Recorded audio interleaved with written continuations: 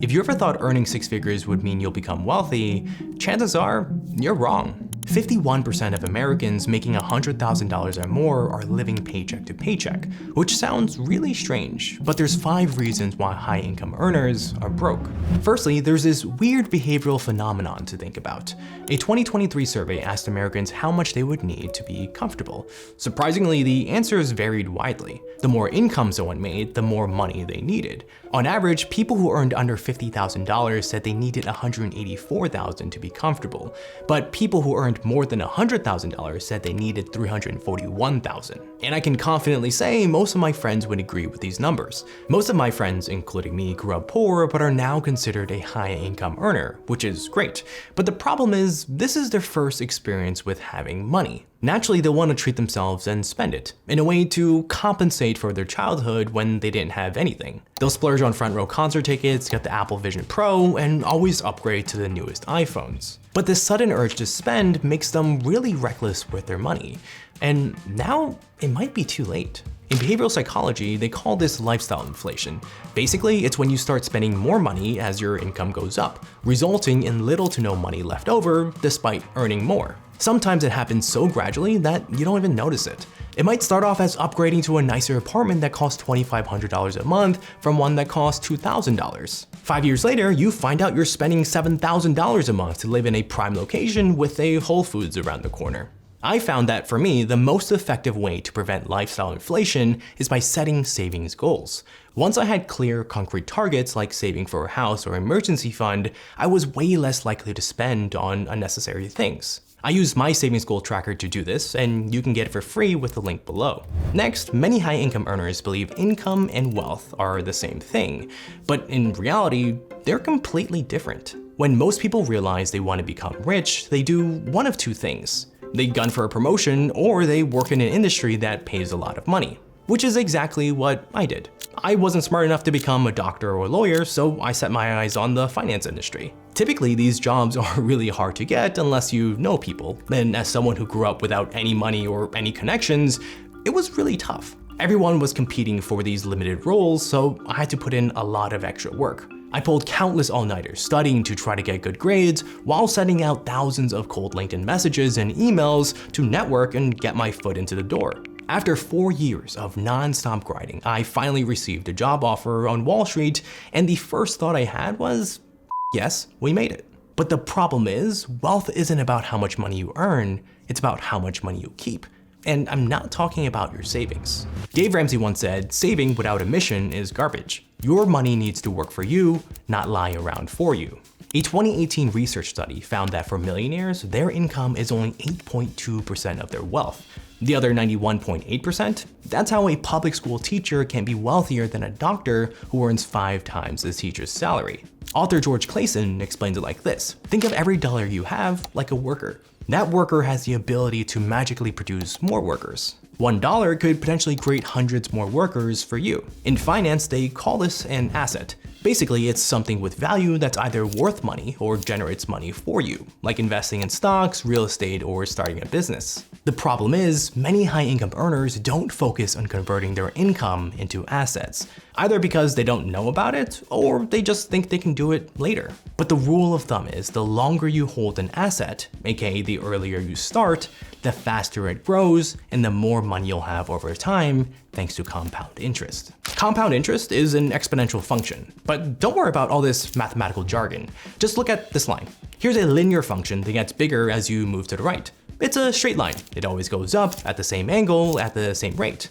But this is an exponential function, aka compound interest. Initially, it might seem like nothing much is happening at all. It looks pretty flat and straight. That's what saving money is like. You don't save much at first, and it doesn't grow much in your savings account either. But once you start converting your income into assets, that's when your wealth grows exponentially. One of my favorite kind of assets to own is a small business. like this YouTube channel. But one of the biggest challenges I've had is figuring out the best way to pay my contractors and vendors. Like sometimes I want to pay them with my credit card to hold on to my cash for as long as possible and to optimize my credit card reward points. But what if they only take cash or check? Thankfully, I found Melio, which lets me pay however I like. Basically, Melio is a payment platform for small businesses that makes it fast, easy, and seamless to pay your contractors and vendors. The great thing is, Melio is super easy to use. When it's time to pay someone, I can upload a bill, sync it from my accounting software, or add it manually. That's it. Then I pick how I want to pay, with the card or bank account, and Melio even offers the option to pay over time. I was able to use my credit card to pay someone who only accepted checks. They got paid on time, and I got to hold onto my cash for another 45 days. Plus, everything synced with QuickBooks, so I didn't have to deal with any data entry. But the best thing is, the vendor didn't even need to sign up for Melio. It's a win-win. If you're looking for a way to grow your business, being able to pay someone but still hold on to your cash longer is a complete game changer. Using Melio is a strategy that allows you to easily maximize your cash flow. Try Melio for free with the link below or go to go.melio.com/Vincent. Thanks to Melio for sponsoring this part of the video. But converting income into assets is pretty challenging nowadays, especially considering how most people become high-income earners in the first place. Typically, a college degree is the most common path to securing a high-paying job. The problem is, the cost to earn a college degree has become increasingly unaffordable. The average annual cost of tuition at a public 4-year college is now 37 times higher than it was in 1963. As a result, as of 2023, Americans now owe more than $1.7 trillion in student loans, which is double the amount owed just a decade ago. Although how much in student loans someone owes varies, a 2023 study found that higher income earners have more student debt on average.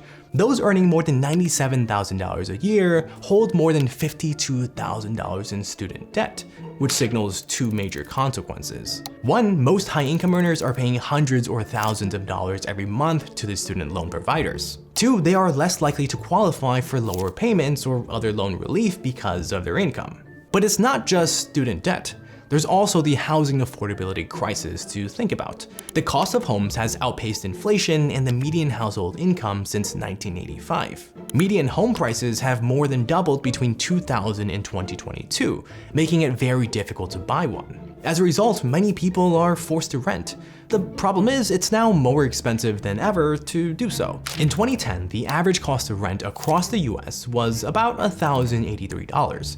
But in 2024, that number has nearly doubled to $1,957. Generally, the rule of thumb is to spend less than 30% of your income on rent.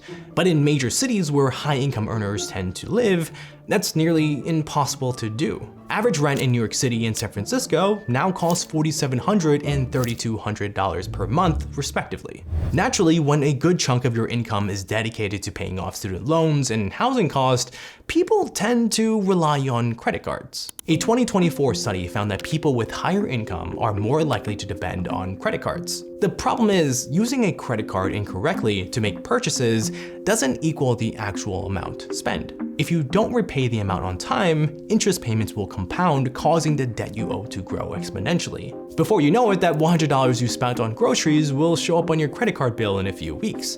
And if you still don't have the $100 to pay it off, soon that $100 bill might become $120, $144, and so on. But personally, I love using credit cards because I've mastered leveraging my credit card spending to my advantage.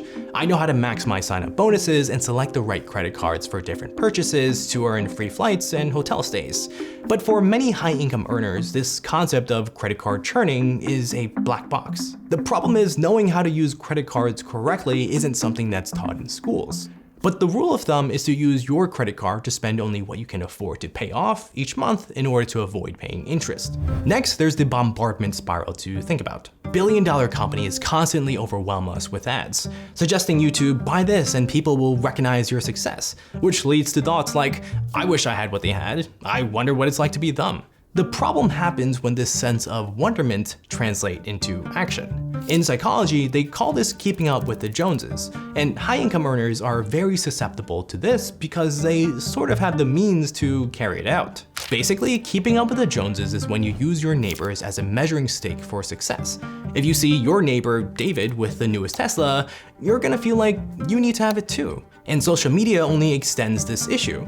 Instead of just comparing yourself to your inner circle, you're now comparing yourself with strangers and celebrities on the internet. Nearly 90% of millennials say social media creates a tendency for them to compare their own wealth or lifestyle to that of their peers. As a result, 57% said they spent money they hadn't planned to spend. And for the longest time, I felt this way too. When I received my very first big boy paycheck, I was stoked. Like, you're telling me I can finally buy what I want? Including Ben & Jerry's, which was the epitome of wealth when I grew up because my parents were not gonna drop $6 for a tiny pint of ice cream. But then I remembered how challenging it was to grow up without much money. I grew up with immigrant parents who didn't speak English. Both of them worked minimum wage jobs, working nonstop, including on the weekends. We bought clothes that were too large so that it could fit us when we got older and grew up. And we only bought things on the sale. And so I've since made money and personal finance a big priority in my life. I never want to experience that kind of financial struggle again, and I never want my family to either. But for many high-income earners, they fall victim to this comparison spiral, especially with the countless ads bombarded in their faces. The problem is, it's never gonna stop. Marketing and advertisements are going to keep increasing. People are going to keep buying things they don't need, which they hope will make them happier. They want to be seen, to impress people they don't know or don't even care about. The best way I found to escape this spiral is understanding this. We're all born under different conditions and live different lives with different challenges. So comparing ourselves to others is like comparing apples to oranges. Instead of comparing ourselves to others, we should compare ourselves to our past selves. Ask yourself if you're in a better place than you were 5 years ago. Are you healthier? Are you better mentally? Are you earning more? Next, there's taxes. The problem is many high-income earners don't pay as much attention to reducing their taxes as they should. But it could be the difference between paying an additional $1,000 or $10,000 in taxes. But the good news is it's not that hard to reduce your tax bill and keep more of your money. Click here to learn the 4.5 easiest ways to pay less in taxes and save significantly more money.